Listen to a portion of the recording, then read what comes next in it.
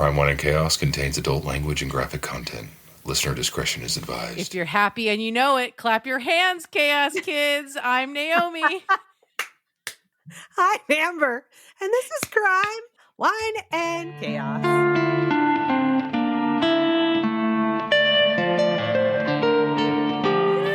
Yes. Oh, my God. Oh, hello. Hi, sister. Hi, sister. Oh, man. Well, this has been an interesting start to this episode. I pulled an Amber. Basically, Amber was ready to do a chaos story today, and it was not her turn to do a chaos story today.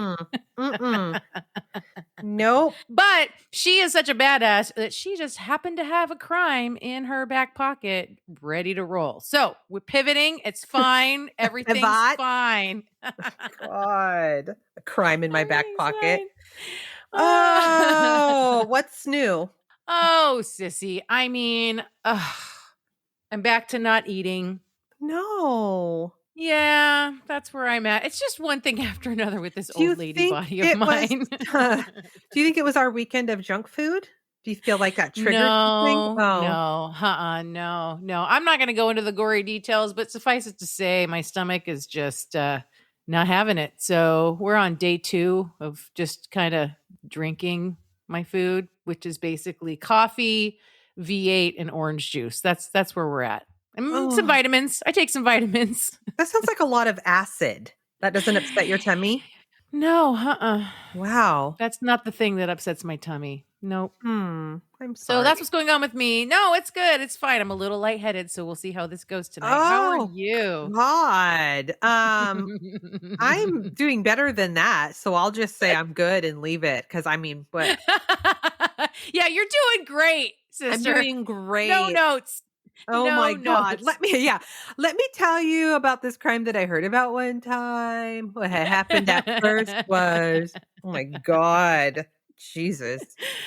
Well, I mean, here we are. Here we are.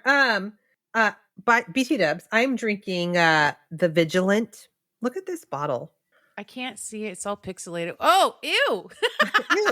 Why is there like an old man that kind of looks like Santa Claus, but like a gritty Santa Claus? No, I don't know. He's had too much red wine. This is a Malbec from Central Valley. It's delish, but yeah, it's a creepy bottle.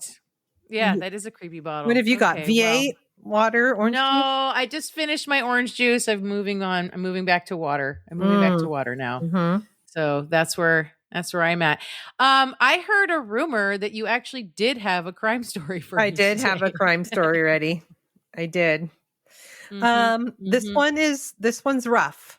Oh, okay. Is this this is going to be my question now moving forward. Is this lay down and cry rough? Is this flip tables rough, or is this like nightmare fuel rough? This is like nightmare rough. I think. I guess it depends on what your poison is. Okay. Okay. Well, I mean, the last time you told me that it was like a literal like horror movie home invasion story. So. Oh, yeah. Ms.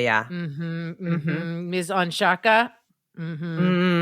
Yeah. Dude just standing at her door with a knife in hand. Stop it. I can't. Yeah. Oh my God. Ugh.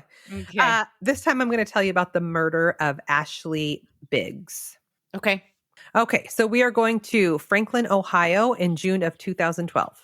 All right. At around 11 p.m., an order for a large pepperoni and mushroom pizza is placed at Domino's.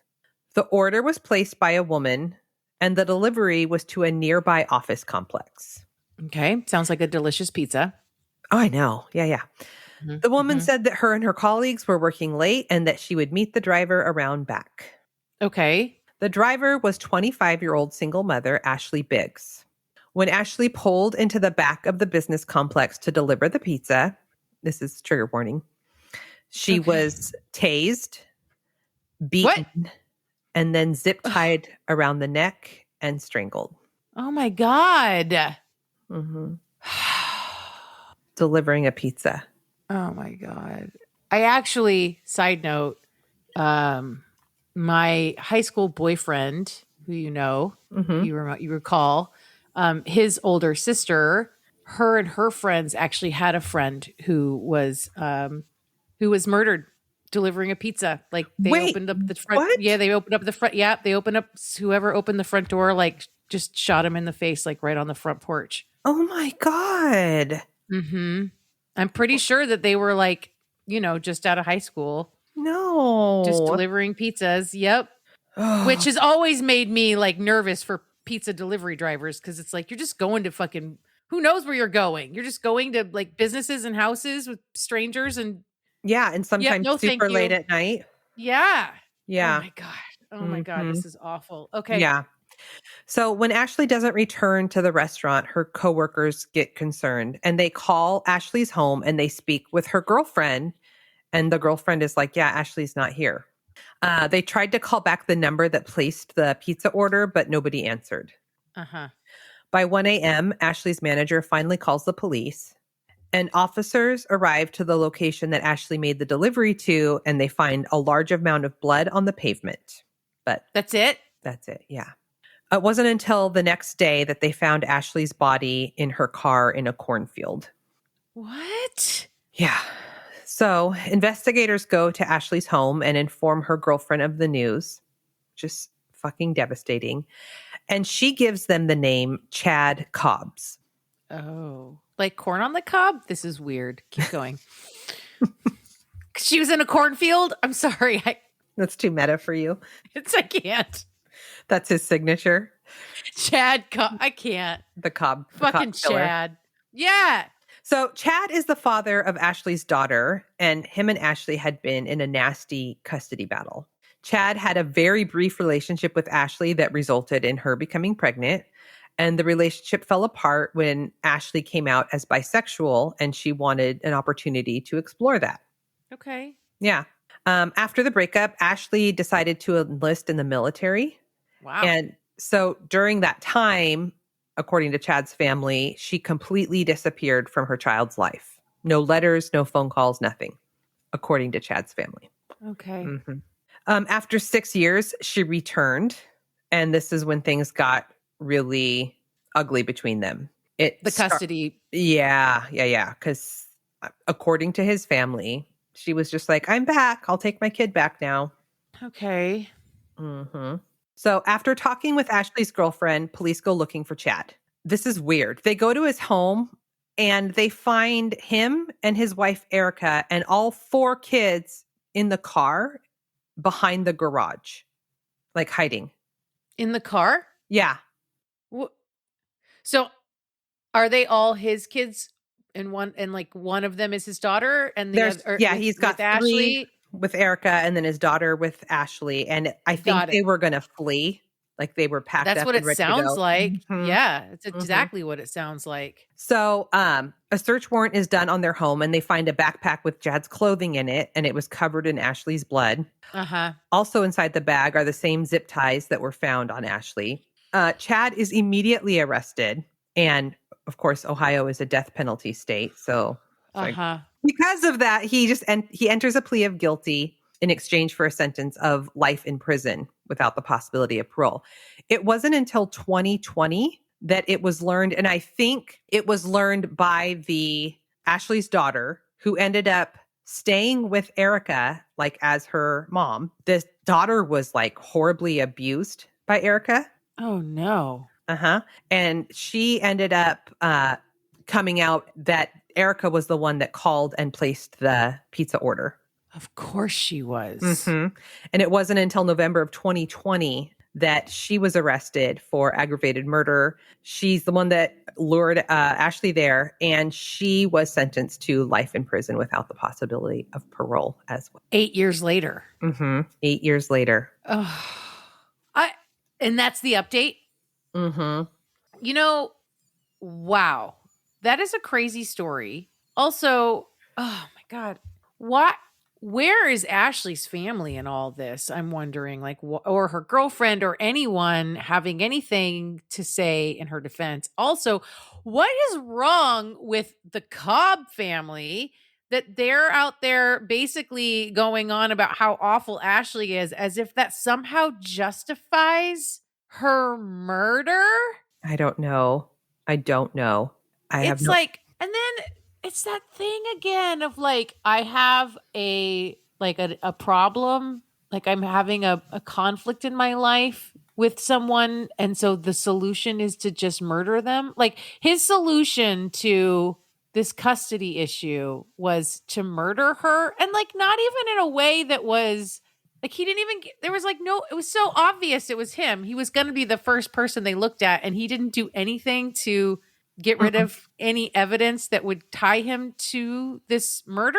No. Like it was all just like at his house. No, it was a business complex. No, I mean like they found Yeah. Uh-huh. like clothes covered in her blood and the zip ties and stuff like in a bag, like just at his house. Like, what are you even doing? What are you even doing? I don't know. Like, look, I'm glad he was an idiot because of course we want them to be, you know, brought to justice. But I don't know. I have no idea. And I don't know. It just reeks of like insecurity that your husband has a baby with somebody else and you can't, you know what I mean? Right? It's gross. Yes. It's gross. Yes. I've never really understood that. The inability to like just all parent together and get along. It's like, I don't understand. It's so fucking gross. It's like, and you know that like that abuse was just like worse after he went to prison and she had no one to advocate for her anymore. Of course. Where was the rest of the family on Ashley's side to like step in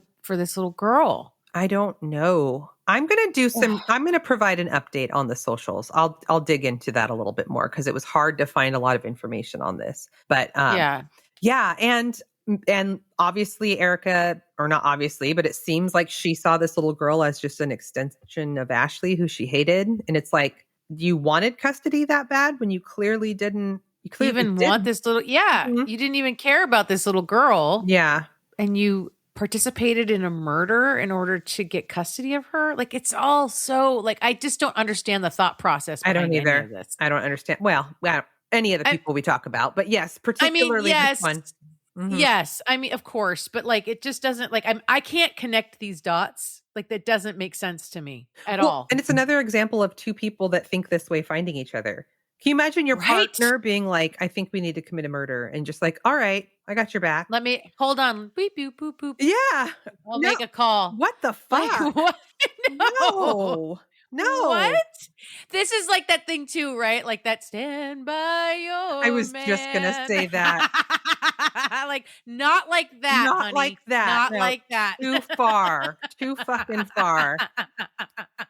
Oh my God. Plus, you could be the ex with that he has kids with one day. You don't know.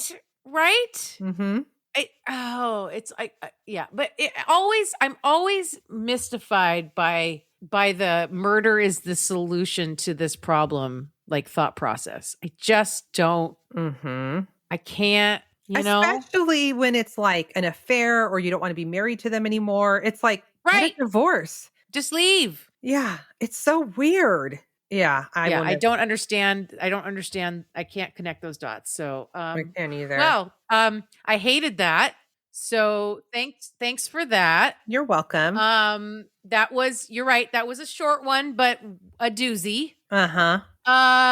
Let's get into some chaos. Okay. I love some chaos. Okay. All right. Okay. We are going to go back to the Olympics, Amber. Oh God, stop it. I love the Olympics. That keeps on giving. I know. So, we're going to talk about figure skating. Oh, finger painting? What?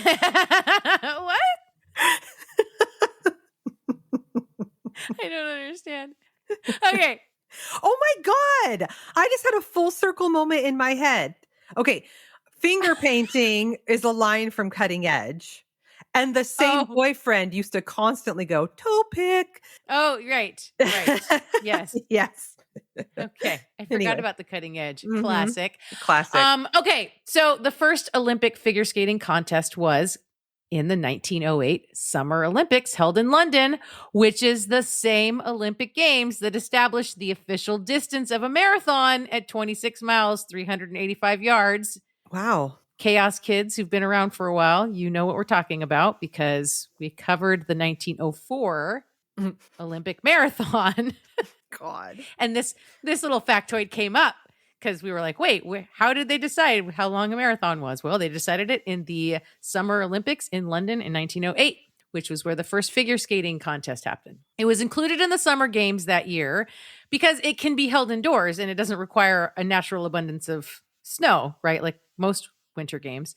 Right. So the Olympic Committee allowed its inclusion in the Summer Games until the first Winter Olympics in 1924, which was held in France. And that's when it was permanently moved to be a winter event. Okay. Interesting. Okay. So fast forward through the decades of Winter Olympics and the 1991 insanity of the Tanya Harding, Nancy Kerrigan shenanigans. Uh-huh. Nope. That's not what we're going to talk about today. I said through that. Oh, okay. Through that, Mm-hmm. we're going to the 2002 Winter Games in Salt Lake City, Utah. Oh, okay. Okay, so let's talk about the parties involved in this chaos. Mm-hmm.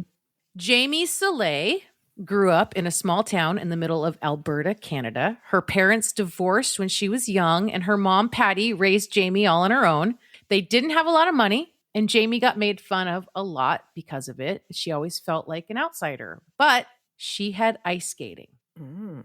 In 1988, the Winter Olympics were in Canada, and it was very magical for Jamie. She wanted to go to the Olympics someday. She always said to her mom, when I go to the Olympics. It was never if. Good for her. Mm-hmm.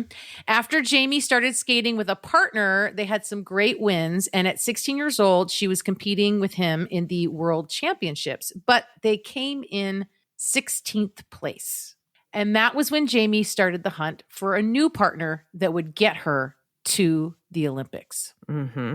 While she searched for a new partner, Jamie went back to doing single skating, but it wasn't her passion. It wasn't what she wanted her career in figure skating to be. She was having a hard time finding anyone that was at her level that she could get to the Olympics with. And then someone recommended David Peltier, who had been pair skating for years, and he was also thinking about making a change in partners. Jamie and David did a tryout together, and it was effortless. They clicked instantly, and these two were headed to Salt Lake. Awesome. The thing is, there is nothing in sport, like in all of sport, like Russian pairs skating. Nothing. Mm. Russia's pair skating game is like none other, and they are basically unbeatable.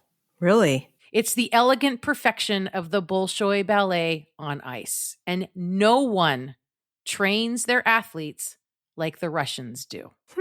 Elena Bereshnaya was born in Nevinnomysk, which is a small town in the southwest area of Russia near Georgia, the country, not the U.S. state. Oh, I was like, okay, Sarah I knew you would. I knew you would. There's a country called Georgia, Amber. Okay, I believe you. It borders on Russia. Mm-hmm. Elena's dad was a drunk, which was the reason her parents separated. When Elena was young, her mom found a pair of skates for her that were 3 sizes too big because there wasn't a smaller size available in the whole of the Soviet Union. Whoa. And when Elena was 6, coaches came to their town and picked Elena out of all of the children as the one with the most potential. So she was sent to Moscow, a 36-hour train ride from her home. The Soviet Union decided decades ago that part of outdoing North America would be winning all the gold medals, no matter what it took. Oh, this is going to get brutal, huh? Well, this meant that they established boarding schools throughout the Soviet Union where children with innate talent and potential would be sent to spend their formative years training to be the best and represent their country in elite competitions with the goal of winning gold medals for Russia. Tamara Moskvina was a Russian figure skating coach at one of these schools in Moscow, and she produced Olympic gold medalist after Olympic gold medalist over and over and over. And she would be Elena's coach.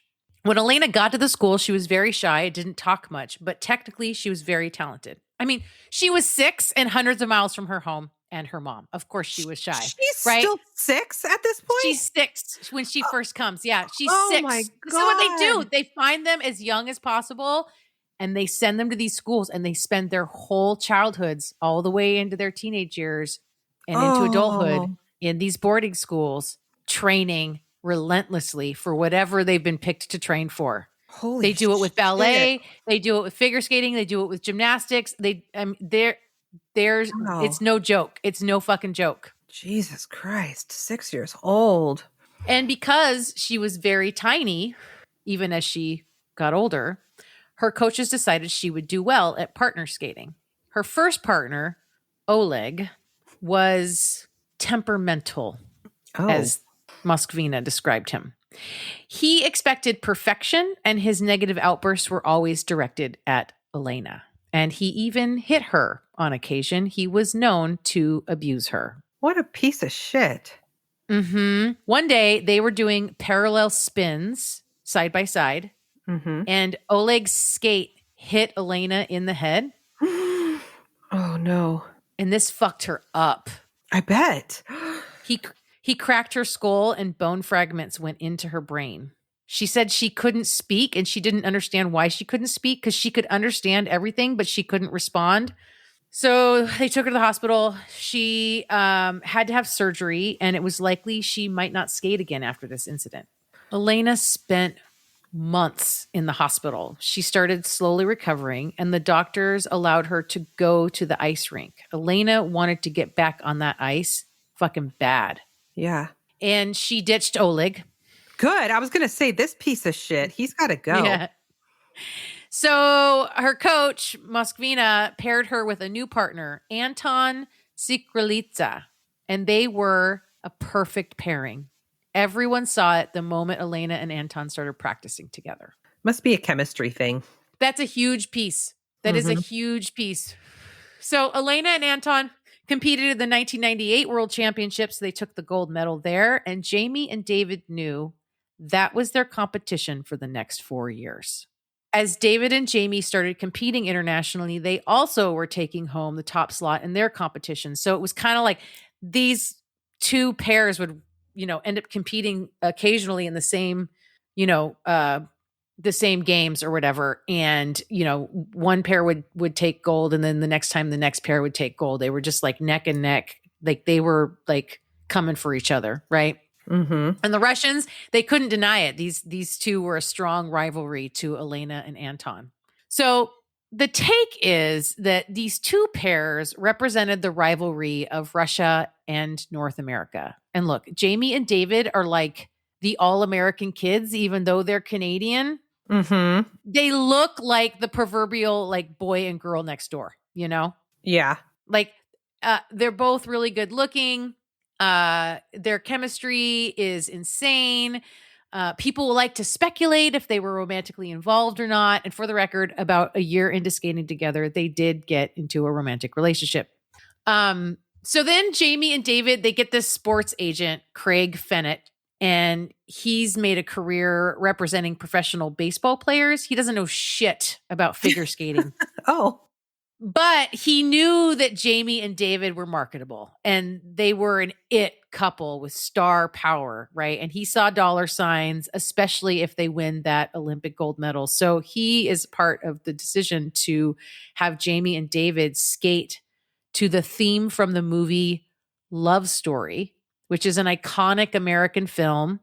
And they were absolutely pandering to the American audience because the Olympics were being held in Salt Lake City that year. Right. And it was a big deal for the Winter Olympics that February in 2002 to be held in the US because it was just a few months after the tragedy of 9/11. We're always doing like callbacks here. 9/11, 1904 marathon, Olympic marathon. Like we're constantly like, okay. So do the Nazis make an appearance? Actually, not this time. Oh, okay. It's the Russians, Amber. And Jamie felt like this was just as much Canada's Olympics as it was America's because it was in North America. And, Canada's like the nice northern cousin to the U.S. We're like, yeah, we're kind of samesies. Yeah. So prior to the start of the pairs portion of the program, there's a 6-minute warm up. All the skaters get on the ice and they skate out some of their nerves and they get ready for the main event, right? And while they are all out there in that last minute of the warm-up, Jamie ends up accidentally running right into Anton. Oh. And the whole arena just went like dead silent and like nail biter. Like, is everybody okay? Like, is this like an injury situation? But no one was seriously hurt, and she got up and they left the ice and everybody was fine. Although someone in the documentary I watched about this was like, I almost wonder if Antoine like got in her way on purpose. Okay, that's what I was going to ask. Yeah, but yeah. It was like maybe hard to say. Hard to say. Now Elena and Anton are up. So Anton made a mistake, and then Elena made a mistake, and then they both made a joint mistake. And of course, overall, they were beautiful and magnificent. I mean, the irony of someone like me critiquing the mistakes of two Olympic figure skaters. You know what I mean? You hold up your 8.5. Can you imagine? Like, have you ever been on an ice rink, Amber? Oh, I use one of those walkers. I can't. For children. I think one time somebody somewhere a long time ago got me to go in an ice rink. I mean, it's like I'm like Bambi trying to get across the pond once it's frozen over. You know what I mean? I'm just like, yes, twirling around on my belly, like I can't get up. You're like, look at me, I'm an Olympic skater. Like, that's not how you spin. Mistakes were made. So in figure skating, the top countries send a judge to the Olympic Games, and they are meant to be completely neutral and unbiased. These judges aren't there to represent their country. They are there to represent figure skating. But judging figure skating is so subjective. Everything from the music and the costumes to the fit and the overall look, all these things influences a judge, right? And are these judges, coaches and or former figure skaters? Do they know? No, I don't. So the judges come from from what I could tell, pretty much every country that has figure skating in it, which is a lot of them, has some kind of, national figure skating organization or figure skating union or you know what I mean? Like they have some kind of official organization, and these are the people that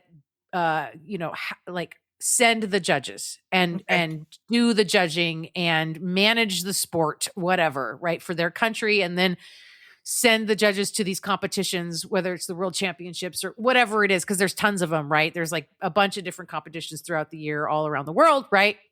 And then certain ones are the ones that qualify you to go to the Olympics, right? Mm-hmm. Where they come from, if they've been figure skaters or coaches or both or whatnot, like who knows? Probably. I mean, what else do you do if you don't study and get another career? Like at some point, you can't figure skate forever, right? At some point, you have to do something else with your life. Even like the ones that tour around. I mean, at some point, you're too old to get on that ice anymore, and you got to keep making a living, right? Sure, yeah. So you coach or you judge or you do both or whatever, right? Mm-hmm. So yeah, probably. So there are 2 tracks for scoring where the top mark in each of these tracks is 6 points, not 10. Oh, okay. So there's the score for technical merit, and then there's the second score for presentation, right? And like there's 9 judges, and each judge gives a score for each of those things. Mm-hmm. So then you get like an average for your technical, and you get an average for your presentation based on those 9 scores, right? Okay. So on technical merit, Elena and Anton received all 5.7s or 5.8s from the 9 judges, which are good. Their marks for presentation were all 5.8s or 5.9s. And this was surprising for a lot of people because it was clear the judges didn't really ding them for these 3 mistakes. And that would fall under the presentation category? No, I think it would have fallen under the technical category. Okay. I think that people felt like even their technical scores were too high for the fact that they had mistakes. But I'm not sure, because I tried to dig in on this, and it is so confusing, Amber. It is not straightforward. Okay. So when Jamie and David skated, they fucking nailed it. Absolute perfection. Wow. Seamless transitions, flawless throws, not a single mistake, standing ovation, like roaring rumbling in that stadium. The crowd had clearly made their choice. Right. Jamie and David were certain that they had this in the bag. And their technical score was better than Elena and Anton's. They had all 5.8s and 5.9s. And then the presentation marks came up. And again, they had all 5.8s and 5.9s. But the judges' placements had them in second place. Isn't this basic arithmetic? Well, it's not. Oh. And we'll go a little deeper. Okay, so 4 of the judges had them in first place. And 5 of the judges had them in second place. Because there's 9. So you have to have like a tiebreaker sometimes, right? So the crowd is booing. Some of the judges are even making a face like, what in the actual fuck? Yeah. So I'm digging into the wiki on this to understand how this judging works. And it seems it's basically a weird ass mess of a system.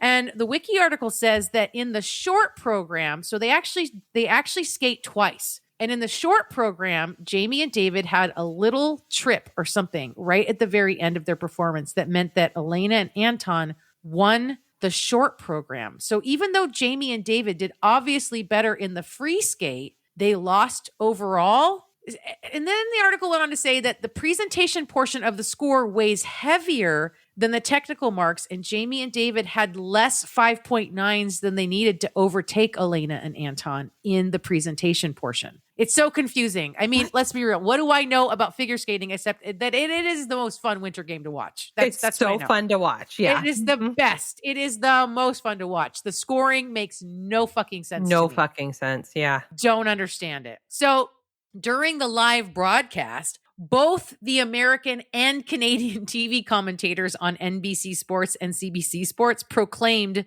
Jamie and David the winners of the gold as they were finishing their program, believing their performances to be superior to the Russians. Yeah. And they promptly proclaimed on air in real time their outrage that those two would be receiving silver instead. The medal ceremony, the press conference afterwards, it's all tense and awkward. The crowd is like, what the fuck is going on? Jamie and David are trying not to be like making faces. This was not sitting well with pretty much anyone except the Russians. Right. So Jamie, for her part, at the press conference, she's keeping her answers really short and she's trying very hard not to appear to be a poor sport. Right. But of course, she is devastated. Yeah. Right? It's one thing to lose and to know, or not lose, but to know that it was you got the place that you deserved. But oh my gosh, I'm frustrated and I don't even have anything invested in this. I'm frustrated for her. Right. That night, Olympic Village, which as we all know is just a crazy pants fucking place, right? It's just buzzing. It's buzzing about this, right? This is the talk of Olympic Village. Sally Stapleford, who was the figure skating technical committee chairperson from 1992 to 2002, she claims that evening that the judge from France, Marie Lagoon, runs over to Sally in the lobby of the hotel and says, Sally, you've got to help me. You don't understand. I had to do it. It was a deal with the Russians. Wait, what? Mm-hmm. And Sally's like, Marie is just tense and emotional. And she's never seen a judge in like such a state, right? Just a state of duress. Someone else saw this exchange, heard what was said, and called up a sports journalist and spilled this whole thing. So the next morning, every major news outlet is reporting that the French judge had been pressured into giving first place to the Russians. Holy shit. And it looks pretty bad when you scrutinize it. It appears to really be coming down to like an East versus West divide. The judges from Canada, the US, Germany, and Japan put Jamie and David in first place, while Russia, China, Ukraine, Poland, and France placed them second. Not looking good, guys. So now all 9 judges are called into a meeting with a referee where they have to justify their marks. And the referee asks Marie Lagoon why she gave the marks she gave. And she said she fucked up and she claimed it's all Didier's fault. And by that, she meant Didier Gallagher, president of the French Skating Federation, who was Marie's boss, and also a very, very powerful person in the world of figure skating. He's the one who controls which judges go to which events. And of course, He denies everything. He says, why would we do that? We don't even have any French skaters at the Olympics this year, which wasn't entirely true. And look, figure skating has been plagued forever with sketchy practices and biases in judges. And 2 judges at the 1999 World Championships were caught signaling each other and rigging results. Really? And now the FBI is involved. Holy shit. So, okay. Fuck. Yeah. Well, they interview Gallagher. He denies the allegations, obviously. And then he says he'd been contacted 2 years earlier about a different matter by this Russian mafia dude whose name I decided not to include because it was long and it doesn't matter. He's a Russian mafia dude. And one of the FBI experts in Russian Eurasian organized crime dives in on an investigation to figure out if any crimes took place and if the FBI can do anything about it. Meanwhile, the media is in a frenzy, and Craig, Jamie and David's sports agent, lines them up for like 10 times the number of interviews they normally do. He's just putting them everywhere to talk about this stolen gold medal. Yeah, scandal. Yeah. America is behind these two, 100%. Rosie O'Donnell has her show still, and she's like wearing a Canada sweatshirt in solidarity. They're on the cover of Time and Newsweek. They're getting flown out to the Tonight Show with Jay Leno sitting next to, ready for another Crime, Wine, and Chaos callback. Yeah. Charlie Sheen, because it wouldn't be a chaos story here on Crime, Wine, and Chaos without Charlie Sheen. Winning. God. Oh, Jesus Christ. This is You're welcome. Thank you. Oh, and like Miss Kavina and Elena and Anton, they're all on the defense, right? Like they feel like they deserve to win. They didn't personally bribe a judge or make deals on behalf of Russia and France. And let's be clear, okay? And this is what I mean by unbeatable. The Russians hadn't lost a gold medal in that event in 40 years. Oh my, 40 years? That's Fuck. right. They were not about to start now. Oh. They are not giving that gold medal back. Fuck off. We earned it. Wow. The sentiment amongst Russians generally is that the Canadians are poor losers. Elena and Anton won that medal fair and square, and they do not believe that France and Russia made some deal for the votes to go Russia's way. That's all okay. Poppycat. Right? Yeah. Yeah. Yeah. Yeah, like, you know, like the reporter on the street stopping people on the side on the corner, like, what do you think? And they're like, whatever. That's just a bunch of bullshit. Right. We won that gold medal. Mafia, bribes, nonsense. Okay. Okay. And then Marie Lagoon changed her story, and she publicly announces and signs an affidavit that she voted for the Russian pair simply because they were the best. Come on. Ooh, she got a threat from the top. But of course, most people don't believe her. No. The president of the International Skating Union, Ottavio Cinquanta, gets pulled into this whole mess. If this is going to be investigated, he's going to be the one investigating it. He calls a press conference and he says he has no proof that anything sketchy went down on that judges panel, and he doesn't have the power to change the result. But he did acknowledge that the event referee had filed an official complaint about the judging. Oh, what does that say? Apparently nothing. Oh, okay. And you also need to understand that Didier Gallagher is Cinquanta's colleague and friend. This is a very incestuous group. The heads of all these figure skating organizations are all chums. One gal described it as a European boys club, old white men running figure skating. Ew, of course they are. And Cinquanta is in no hurry to start an investigation. He says something like, we'll look into it at the next convening of our board or whatever, which is like months away, right? So Canada's Olympic delegation asks for an official investigation since figure skating didn't seem to want to do it on their own.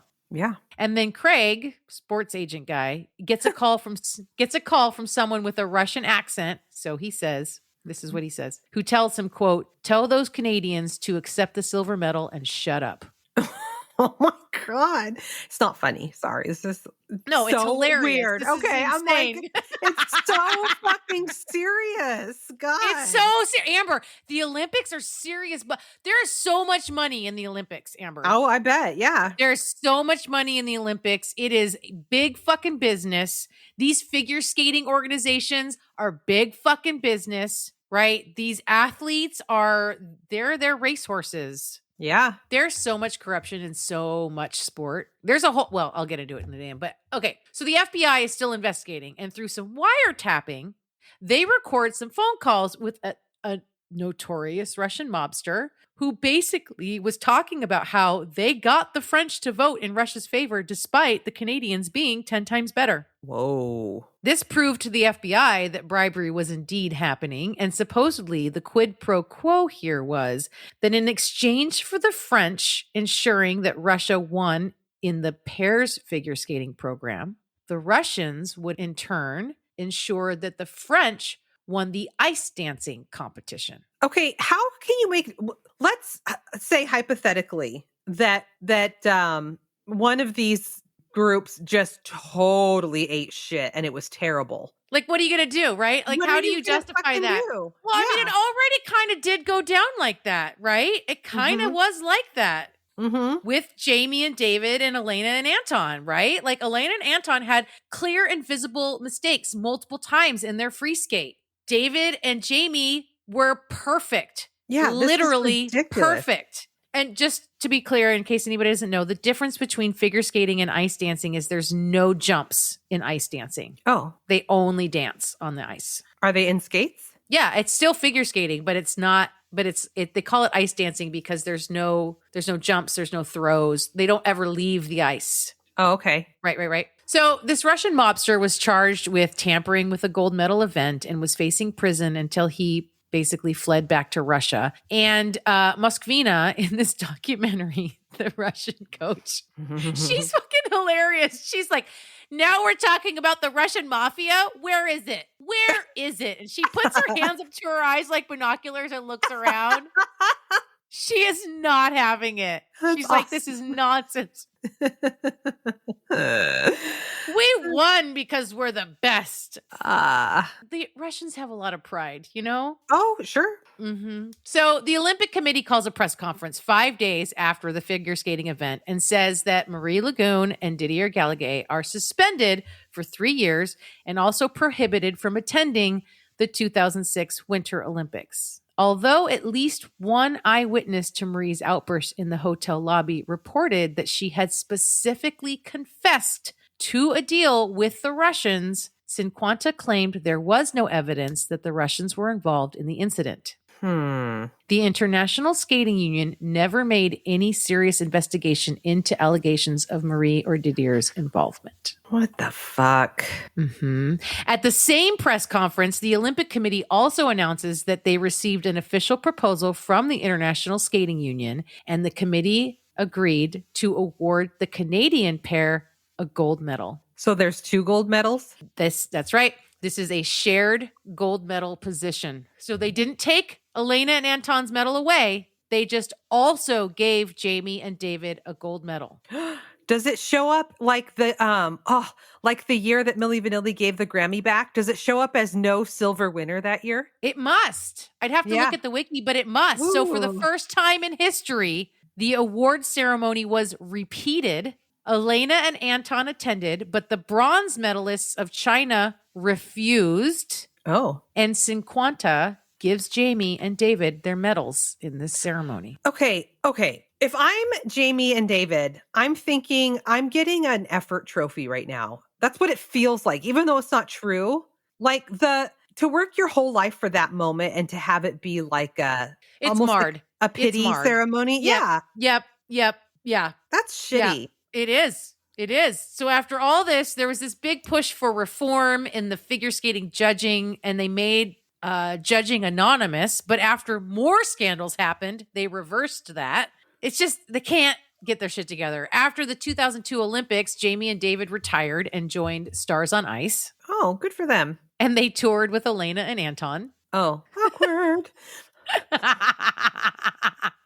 Both Marie and Didier continued to deny that they had anything to do with rigging the scores. Neither were charged in the criminal investigation. That Russian mobster is still wanted by the FBI and is living freely in Russia. Sure. Oh, and the French ice dancers were found to win their gold medal fair and square. Did they? Yeah. Are we sure? The Russian judge did not give them first place, and all three of them deny any involvement in this figure skating scandal. Jesus Christ. What the hell? And that is the story of the 2002 Olympic figure skating scandal. Wow, sister. Wow. I have no words. So, I first saw this story when I was watching this Netflix series which seems odd that I would have watched it, but it's actually got a few episodes that are really interesting. There might be some more from there on here, so don't go looking. But it's called Bad Sport. Oh. And so it's like one of those anthology series where each episode is a different story. And this was one of the stories they covered on Bad Sport. There was also apparently like a 4-part kind of docuseries produced by like, I think NBC or something in recent years or at some point about this as well. So yeah, it was a big deal. It was a really big deal. Jeez, that is wild. God, I had never heard of that before. Thank you for that. That was amazing. You're so welcome. God. Look, I mean, it's like Winter Olympics, it's figure skating, and Summer Olympics, it's gymnastics. Those are the sports worth watching, right? Absolutely. Like, yeah. Absolutely. 100%. 100%. So, Yeah. I mean, and we know that there's all kinds of scandals in gymnastics. So, Yeah. those types of sports, like actually all sports, I mean, there's a lot of money to be made in professional sports and Olympic sports. And where there's a lot of money to be made, there is shenanigans. Yep. There's shady shit. Yeah. Yes. Yes. For People sure. trying to take advantage, people cheating, whatever it is, right? I mean, look at, I'm not going to go deep into it, but like Tanya Harding and Nancy Kerrigan, I mean, I know. like, that's crazy, right? Like It's literally nuts. it's like, take this woman out, like take out the competition, right? Like It's dark. it is dark.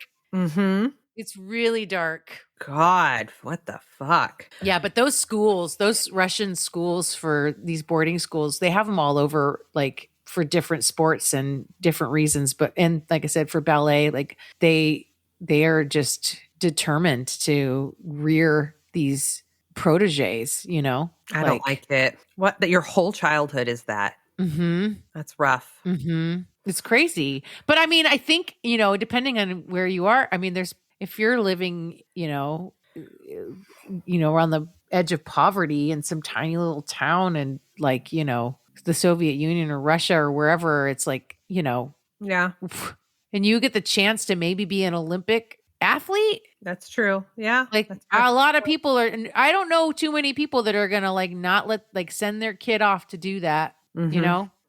Yeah. God. Wow. So Thanks I guess for that. technically speaking, as of 2002, I haven't, I didn't go back and look, but as of 2002, Russia still hadn't lost that event. Nope. They won it fair and square. 40 years running. Yep. Wow. Can you believe it? Christ. I know. Yeah. Nuts. Well, I mean, we know that we know like Russian gymnasts, we know all about Russian gymnasts too. Like they're also the ones to, right? They're also the ones to beat in gymnastics. So like, yeah, they take that shit so fucking serious, man. I know. So fucking serious. Nadia Comaneci, right? No, phenomenal athletes though. Yeah. Well, sister, do you have anything for the good of the order? Follow us on all the things. You can follow Naomi at Misnomers on the Twitter. Yeah, I almost said That's the right. Twatter. I mean, the thoughter. And Amber's a rock star. She's in a band, Tinfoil Top Hat. They're on all the streaming services. So go find them, check them out, give them a listen and a follow. And, if you want to hear more of us, then once a week, you can get that bonus content if you join our Patreon, which is patreon.com/crime, wine, and chaos. You can send us mail. You can send us emails. Amber takes all our love letters. I read all the hate mail. So much hate mail, you guys. What is up with you? No. Crime, wine, and chaos at gmail.com. Drop us a line. We love it when you do. And I think that's all the things. That's all the go things. Oh, rate us on your first of all, Stitcher's going to be going away. I just saw an article the other day that Stitcher's going to be shutting down this summer. They got bought out and they're shutting down Stitcher. So if you listen on Stitcher, and I know some of you do because I look at our stats, some of you listen on Stitcher, you're going to have to pick a new platform. If you're already on an Apple product listening to us, please go into Apple Podcasts and give us a star rating. Write us a little review. Tell people why you love us.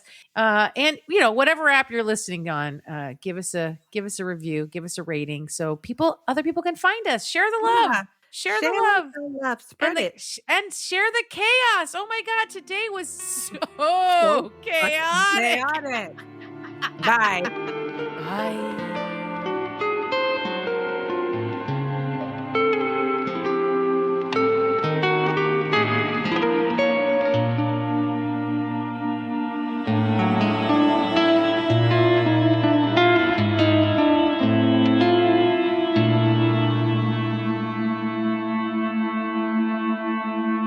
Crime, Wine, and Chaos is produced by 8th Direction Records. Artwork by Joshua M. Davis. Music by Paul Abner.